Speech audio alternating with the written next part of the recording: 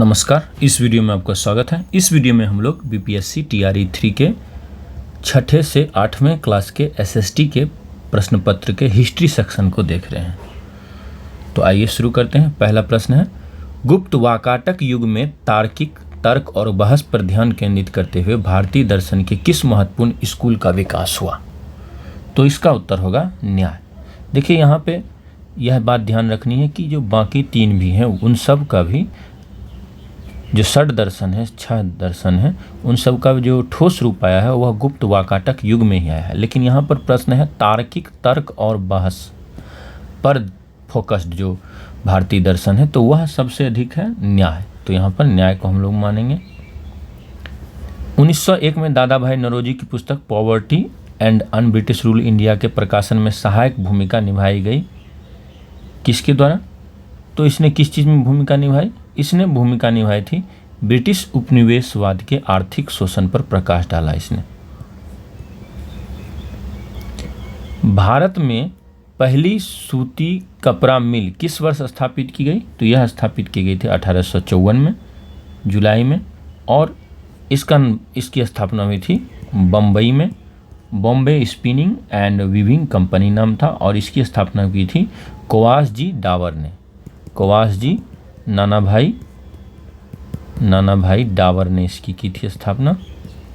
अगला प्रश्न, गदर आंदोलन जिसका उद्देश्य भारत में ब्रिटिश शासन को उखाड़ फेंकना था के नेता कौन थे? तो इसके नेता जो थे, इन जितने नाम है 3 नाम में से करतार सिंह सराभा ही जो थे इसके नेता थे। और यहाँ लाला लाजपत राय नहीं बल्कि लाला हरदयाल थे जो कि गदर आंदोलन के प्रमुख नेता थे। यह सैन फ्रांसिस्को से यह आंदोलन चल रहा था। गदर नाम की पत्रिका निकालता था। इसका उद्देश्य था कि यहाँ पर एक गदर यानी सिपाहियों का एक विद्रोह आयोजित करना भारत में।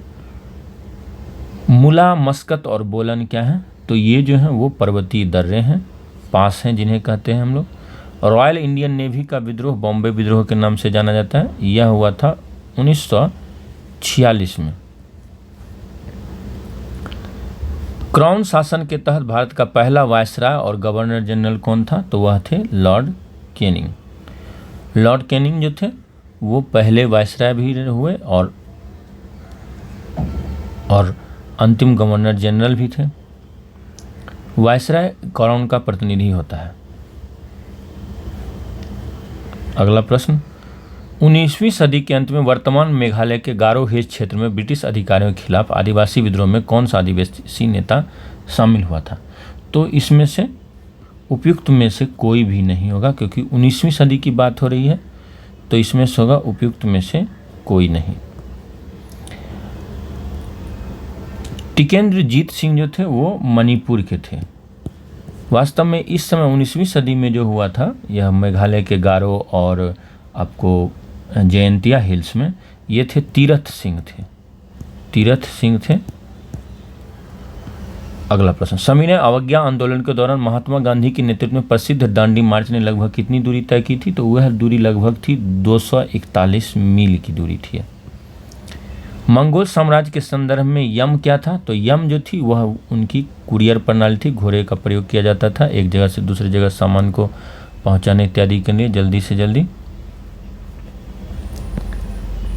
अब हम लोग अगले प्रश्न को देखते हैं, 11वां प्रश्न, प्रथम विश्व युद्ध के दौरान किस ब्रिटिश नीति का उद्देश्य भारत में असहमति को दबाना और नागरिक स्वतंत्रता को कम करना था? तो यह रॉलेट एक्ट था। प्रथम विश्व युद्ध के दौरान किस घटना ने राष्ट्रसंघ के प्रभाव और अधिकार में गिरावट की शुरुआत हुई? राष्ट्रसंघ यानी लीग ऑफ नेशंस। तो इसकी शुरुआत हुई जापान द्वारा मंचूरिया पर आक्रमण से, जो कि उसने 1931 में किया था। इटली ने एबिसिनिया पर 1935 में आक्रमण किया था। हालांकि ये दोनों कार्य जो थे उन्होंने राष्ट्रसंघ की इज्जत को काफ़ी ठेस पहुंचाया। 7वीं शताब्दी ईसा पूर्व के दौरान भारत का कौन शासक था जो बौद्ध धर्म के संरक्षण और सांस्कृतिक गतिविधियों के लिए जाना जाता था? तो इसका होगा हर्षवर्धन, क्योंकि ये दोनों मौर्य काल से हैं और वो बहुत पहले का काल है, अशोक और चंद्रगुप्त मौर्य। अगला प्रश्न, ऑस्ट्रेलिया में किस नीति के कारण आदिवासी बच्चों को उनके परिवारों से व्यवस्थित रूप से निकाला गया? तो यह होगा आत्मसात नीति, एसिमिलेशन पॉलिसी। एसिमिलेशन पॉलिसी इसके अंतर्गत क्या करती थी ऑस्ट्रेलिया सरकार का मानना यह था, वह चर्च के लोगों के साथ मिलकर, पादरी के साथ मिलकर क्या करती थी कि जो इंटरब्रेड होते थे यानी कि मूल निवासी और जो ऑस्ट्रेलिया, जो ब्रिटेन इत्यादि देशों से आए हुए थे, उनके बच्चे जो होते थे उन्हें ज़बरदस्ती ले जाकर अलग जगह रखती थी ताकि वो जो है ऑस्ट्रेलियाई रीति रिवाजों को सीख सकें, यानी अंग्रेज़ों के रीति रिवाजों को सीख सकें, क्योंकि ऑस्ट्रेलिया में मूल रूप से अंग्रेज ही थे, जो कि अंग्रेज यानी ब्रिटेन के वे लोग जिन्हें की सज़ा मिल चुकी थी और जब वो सज़ा पूरी हो जाती थी तो उन्हें यहाँ पर भेज दिया जाता था इस शर्त के साथ कि वो लौटकर ब्रिटेन नहीं जाएंगे। श्वेत ऑस्ट्रेलिया की नीति जो थी यह थी कि एशियाई जो है दूसरे देशों के एशियाई वह नहीं आ जाए ऑस्ट्रेलिया में, जिससे कि ऑस्ट्रेलिया के में काले लोग या भूरे लोगों की संख्या बढ़ जाएगी। तो यह आत्मसात की नीति होगा और यह नीति बड़ी ही खतरनाक नीति थी। आत्मसात की नीति यह लगभग 100 साल चली, 1869 से लेकर 1970 तक चली और इन बच्चों को कहा जाता था फर्स्ट नेशन बच्चे। फर्स्ट नेशन बच्चे कहे जाते थे। राष्ट्र संघ की स्थापना किस संधि के परिणाम स्वरूप हुई? तो इसकी स्थापना हुई थी वर्साई की संधि से। वुडरो विल्सन का बहुत बड़ा योगदान था और यह इसकी स्थापना जो थी 1920 में हुई थी 10 जनवरी के दिन, इसी दिन वर्साई की संधि हुई थी। वर्नाक्यूलर प्रेस एक्ट ने भारतीय भाषा समाचार पत्रों की स्वतंत्रता पर गंभीर प्रतिबंध लगा दिया। कब आया था? तो यह 1878 में आया था। वर्नाक्यूलर यानी कि देसी भाषा के पत्रों पर इसने रोक लगा दी थी, बहुत सारी शर्तें लगा दी थी। आगे, किस घटना ने खिलाफत आंदोलन के लिए उत्प्रेरक का काम किया? तो यह इसका उत्तर होगा इनमें से कोई नहीं, क्योंकि जिस संधि ने इस आंदोलन के लिए उत्प्रेरक का काम किया था वो था सेव्र की संधि। सेव्र की संधि थी जिसके तहत ब्रिटेन ने क्या किया था कि तुर्की के सुल्तान पर तुर्की के विभाजन की बात यहाँ पर सेव्र के संधि के तहत की गई थी कि तुर्की का जो एम्पायर है, खलीफा का जो साम्राज्य है उसे तोड़ दिया जाएगा। और इसी के तहत बहुत सारे मैंडेट जो हैं वो ब्रिटेन और फ्रांस को मिले। जैसे ब्रिटेन को मिला इराक, फिलिस्तीन और ट्रांस जॉर्डन मिला था। इसी तरह फ्रांस को सीरिया और लेबनान का मैंडेट मिला था। किस असीरियन राजा ने अपनी राजधानी निनवे में एक पुस्तकालय एकत्रित किया था? तो वह अशुरबनीपाल थे और इनके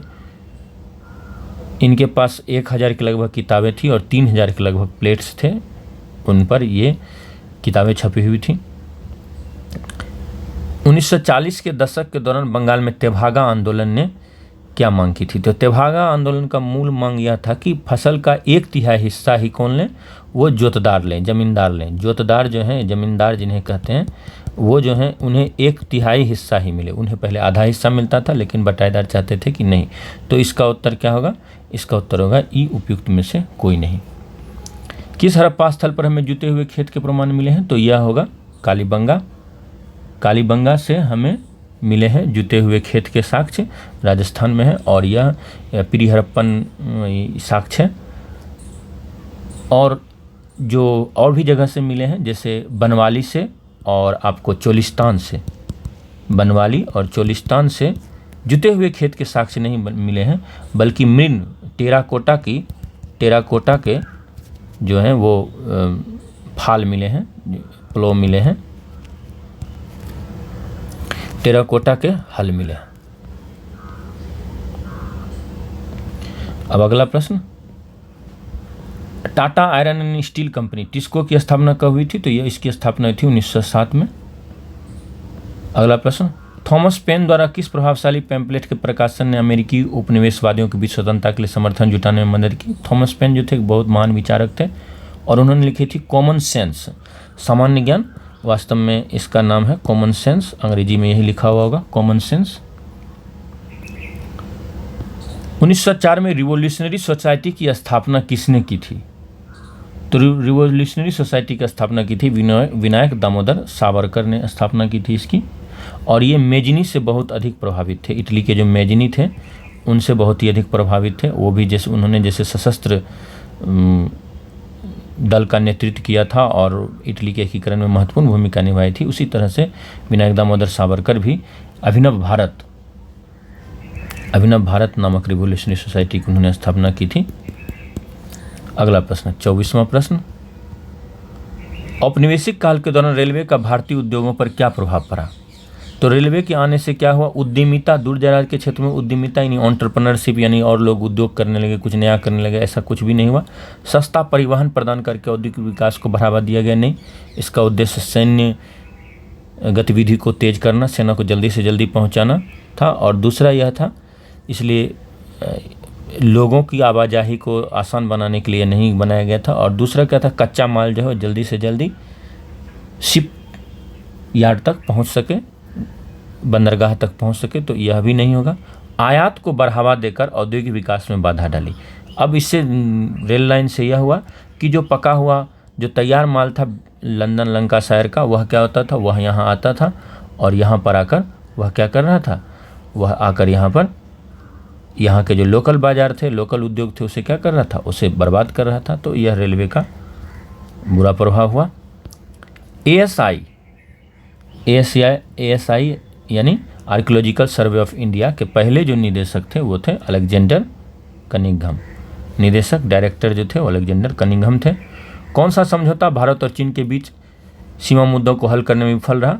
तो यह पंचशील समझौता है, 1954 में हुआ था। हिंदी चीनी भाई भाई का नारा दिया गया और फिर भाई का क्या हो गया, चारा बन गया।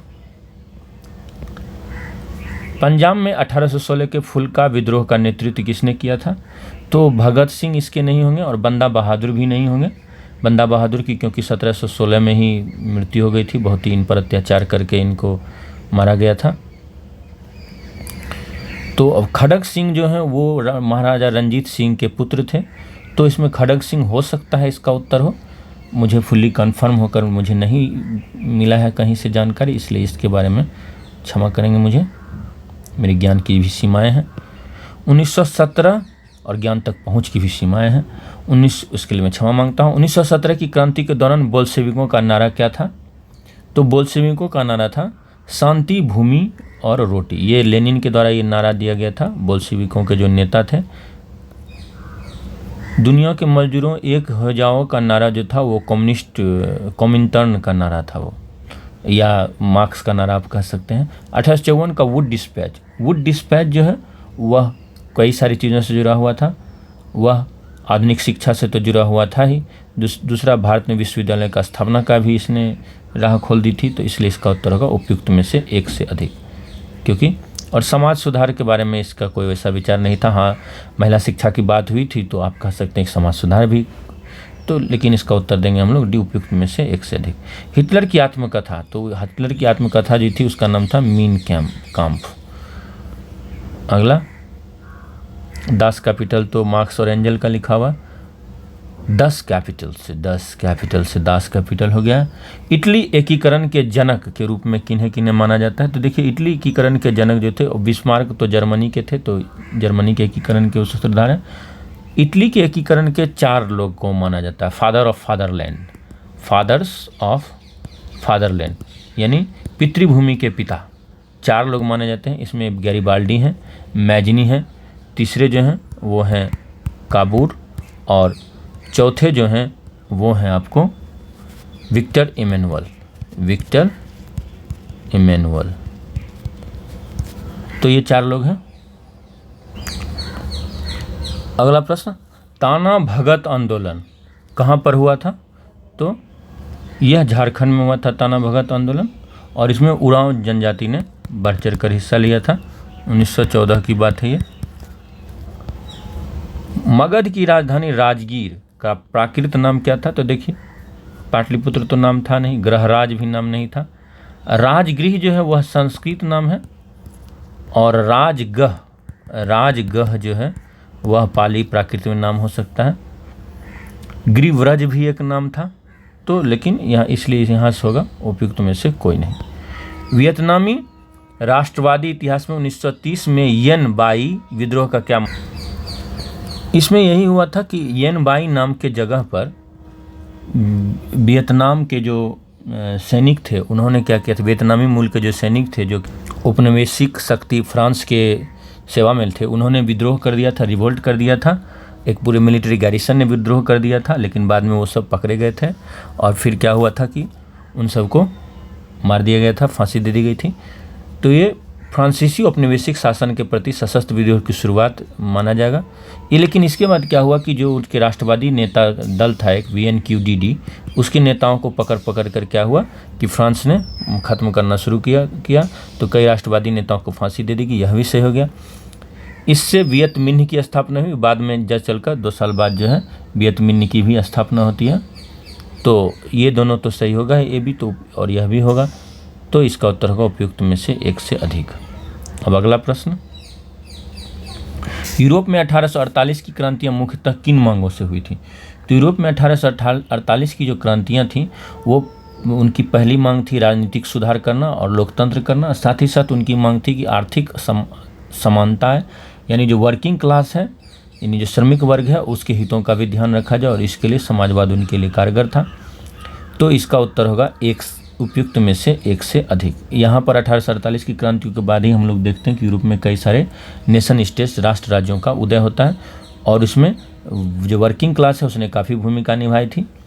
तो आर्थिक समानता, राजनीतिक सुधार और लोकतंत्र यह होगा ही होगा। तो डी नंबर होगा इसका। 1878 में द हिंदू अखबार की स्थापना किसने की थी? तो वीर राघवाचार्य ने की थी हिंदू अखबार की स्थापना।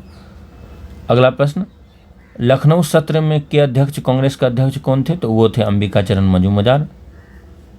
यहीं पर कांग्रेस लीग का समझौता हुआ था जिसमें कि तिलक ने बहुत ही महत्वपूर्ण भूमिका निभाई थी, तिलक और एनी बेसेंट ने। अगला प्रश्न, प्रथम विश्व युद्ध ने भारत के व्यापार संतुलन को कैसे प्रभावित किया? तो प्रथम विश्व युद्ध से प्रारंभ में क्या हुआ कि भारत में निर्यात में कमी हो गई, भारत के निर्यात में, क्योंकि शुरुआत में क्या हुआ कि जो कम्युनिकेशन लाइन से बहुत ही प्रभावित हुए।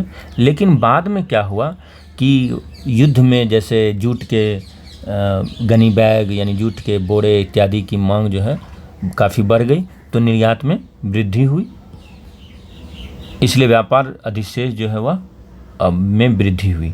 तो आप इसे कह सकते हैं कि और भी दूसरे उद्योगों को भी इससे बल मिला। तो इसके लिए आप अगर एक को चुनना हो तो आप सी को चुन सकते हैं। बहुत रिसर्च के बाद मुझे लगा कि यह सी ही है, सी ही इसका उत्तर होना चाहिए। अगला प्रश्न, उत्तर वैदिक काल के दौरान रचित किस प्राचीन भारतीय ग्रंथ में दार्शनिक भजन और ब्रह्मांड विज्ञान और नैतिकता पर चर्चाएं शामिल हैं? तो उत्तर वैदिक काल के दौरान दार्शनिक बातें जो हैं वह हमें मिलती हैं उपनिषदों में। तो इसका उत्तर होगा उपनिषद। और ब्रह्मांड विज्ञान और नैतिकता इत्यादि की बातें भी उपनिषद में ही मिलती हैं। तो ए होगा इसका उत्तर। स्टालिनग्राद की लड़ाई किन दो देशों के बीच हुई थी? तो यह जर्मनी और सोवियत संघ के बीच हुई थी। और यहाँ पर क्या हुआ था कि इसी में जर्मन सेना जो है वहाँ पर काफ़ी देर तक फंसी रह गई। वहाँ पर ठंड का समय था और सोवियत संघ से लड़ती रह गई और इसके कारण भी जो है जर्मनी को काफ़ी नुकसान हुआ था। 1942 में ये लड़ाई हुई थी, जिसके कारण जो है बाद में सोवियत संघ ने को काफ़ी मदद मिली थी जर्मन सेना को हराने में। तो उम्मीद करता हूँ कि यह वीडियो आपको बहुत ही पसंद आया होगा। अगर यह वीडियो आपको पसंद आया है तो आप ज़रूर से ज़रूर इसे लाइक कर दें और अपने ग्रुप्स में, अपने दोस्तों के बीच, अपने व्हाट्सएप स्टेटस, फेसबुक इत्यादि सोशल मीडिया में भी इसे शेयर करें। और अगर आप नए हैं तो प्लीज़ चैनल को सब्सक्राइब कर लें और कमेंट करके आप बताएं कि आपका एग्ज़ाम कैसा गया।